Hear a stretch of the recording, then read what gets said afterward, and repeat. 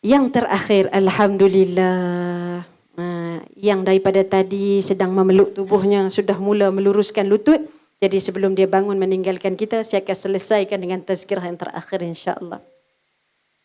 Tuan-tuan dirahmati Allah Subhanahu wa taala, menyebut tentang Sayyidatina Fatimah. Inilah manusia yang sangat sabar dan pernah disebut oleh para sahabat. Jika ditanya siapa sosok tubuh yang paling mirip dengan Nabi SAW, maka inilah jawapannya, Sayyidatina Fatimah radhiyallahu anha. Dia memiliki kesabaran sebagaimana sabarnya Nabi SAW. Di suatu ketika, bila mana Nabi sedang solat di hadapan Kaabah, datang Abu Jahal dan juga 7 kawan-kawan kroni-kroninya datang memberikan pertaruhan.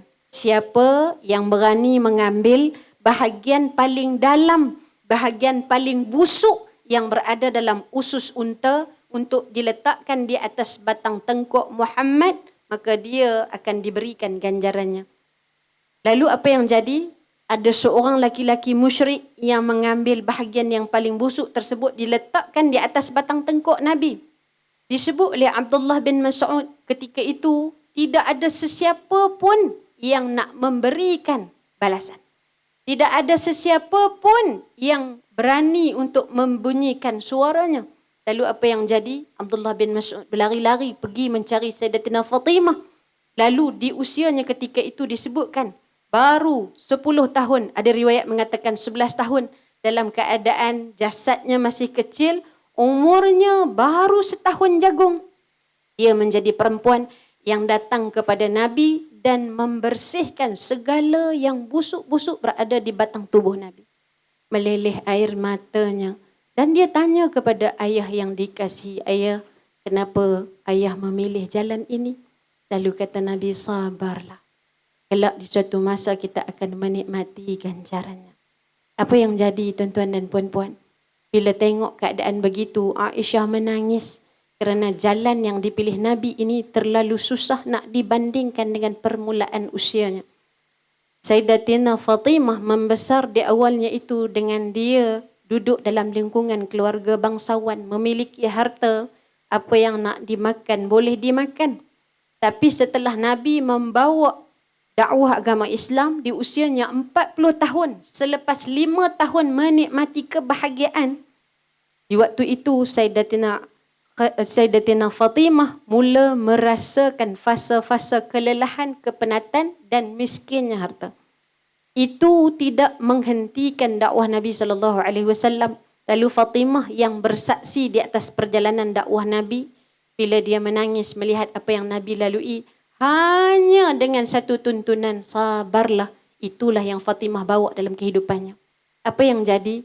Bila Fatimah digelak-gelakkan oleh Abu Jahal dan 7 orang yang berada bersama ketika itu, Nabi seperti kita manusia biasa.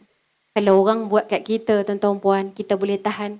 Tapi kalau orang buat kepada anak kita, apa yang jadi? Ini yang meruntun jiwa. Bila Abu Jahal mengejek-ngejek Sayyidatina Fatimah, lalu Nabi berdoa dengan mengangkat tangannya. Apa doa Nabi? Nabi minta kepada Allah supaya 7 orang itu mati dalam penuh kecelakaan. Lalu bila berlakunya perang Badar, inilah 7 orang yang terbunuh. Lalu mayat-mayat mereka dimasukkan dalam perigi buta. Kalau hari ini tuan-tuan puan pergi haji, pergi umrah, kita masih boleh saksikan di kawasan Badar itu ada satu telaga perigi buta yang di situlah dulu jenazah ataupun kita sebut mayat-mayat orang yang pernah mempermainkan Sayyidatina Fatimah diletakkan dengan penuh apa? Dengan penuh kehinaan. Lalu hari ini kita mengambil pelajaran daripada Sayyidatina Fatimah. Inilah orang yang cintanya sejati. Lalu di akhir hayat Nabi, sebelum Nabi wafat, Nabi pernah memanggil Fatimah. Wahai anakku, dibisikkan sesuatu kepada Fatimah. Menangis Fatimah dengan semahu-mahunya. Dipanggil semula dengan panggilan yang kedua. Dibisikkan suatu perkara, mendengarkan bisikan yang kedua. Tersenyum Fatimah sehingga terlihat giginya. Ditanya oleh Sayyidatina Aisyah, apa yang dibisikkan oleh ayahanda? Apa kata Fatimah? Itu rahsia. Kerana Nabi belum lagi meninggal dunia. Kemudian setelah kewafatan Nabi, apa yang jadi? Bila ditanya kepada Sayyidatina Fatimah, lalu beliau mengungkapkan. Bisikan yang pertama itu Nabi menyebutkan, hari ini akan hilanglah kesakitan ayah. Hari ini segala-gala kepedihan ini akan berlalu pergi, memberikan hint kepada Sayyidatina Fatimah bahawa hayat Nabi bakal terhenti. Lalu disitulah beliau menangis dengan semahu-mahunya. Pada bisikan yang kedua disebutkan kepada Sayyidatina Fatimah, dalam banyak-banyak waris yang Nabi ada, Sayyidatina Fatimah akan menjadi orang yang pertama menyusul permergian Nabi. Lalu 6 bulan selepas kewafatan Nabi, Sayyidatina Fatimah menjadi perempuan yang menyusul sesudah pemergian Nabi, meninggalkan anak-anak yang masih kecil di usianya 28 tahun, meninggalkan Sayyidina Ali sendirian menguruskan anak-anak dengan kehidupan tanpa isteri. Lalu inilah yang kita nak belajar daripada Sayyidatina Fatimah. Sabar menjadikan dia perempuan yang sehingga bila dia sabar, disebutkan dengan satu ayat Al-Quran, innama yuwaffas sabiruna ajrahum bighairi hisab. Bagi orang-orang yang bersabar, maka dia akan diberikan ganjaran tanpa hisab. Unlimited sabar membawa unlimited pahala. Sampai bila kita perlu bersabar, sampailah kita meninggal dunia, sampai kita masuk syurga. Moga-moga Allah memberikan kepada kita kesabaran untuk kita terus menjadi seorang jururawat, untuk kita terus menjadi seorang perawat, untuk kita terus menjadi orang-orang yang berkhidmat.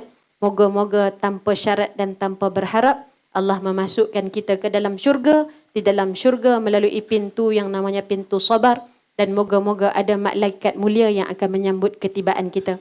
Saya tinggalkan tuan-tuan dan puan-puan dengan satu ayat Al-Quran di dalam surah Ar-Ra'du pada ayat ke-24. Allah Ta'ala menyebutkan, dengan sabar yang sudah kita mulakan pesan Al-Quran, di suatu ketika akan ada malaikat-malaikat yang menantikan kita di pintu syurga dengan menyebutkan, salamun alaikum bima sabartum fa ni'ma uqbaddar. Ada malaikat yang akan menantikan kita sambil berbicara, silakan masuk ke syurga Allah Subhanahu wa Ta'ala. Kerana di atas dunia dahulu, kalian telah bersabar dengan kekurangan. Kalian telah memilih sabar di atas kesempitan. Kalian telah memilih sabar di atas segala kehinaan. Lalu semuanya ini akhirnya membawa kalian masuk ke dalam syurga. Fa ni'ma uqbaddar. Inilah sebaik-baik tempat untuk kita kembali.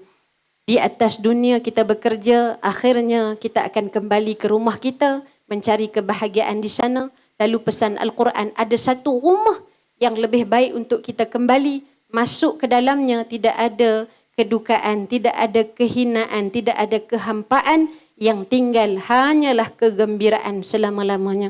Mudah-mudahan Allah bantu seluruh warga kerja IKN, insya-Allah.